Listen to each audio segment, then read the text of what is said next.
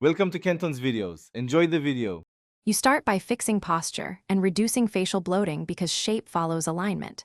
Sit tall, tuck your chin slightly, and relax shoulders. This immediately frames the lower face.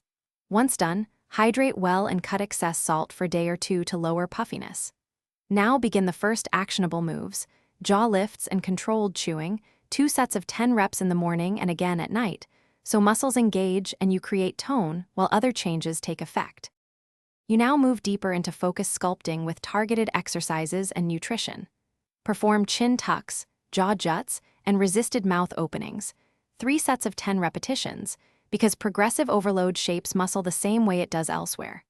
Next, massage the jawline for 5 minutes daily using upward strokes along the mandible and masseter to move fluid and stimulate circulation. Make sure to support changes with lean protein and fewer refined carbs, and keep sodium around 500 to 300 mg per day to avoid returning puffiness. You finish by turning these gains into a sustainable routine.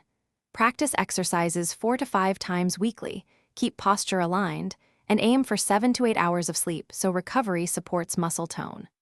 Once done, maintain a healthy weight and limit alcohol to prevent fat redistribution and puffiness. Continue daily massage to preserve definition. If you encounter persistent asymmetry, jaw pain, or no improvement after 8-12 weeks, seek a clinician.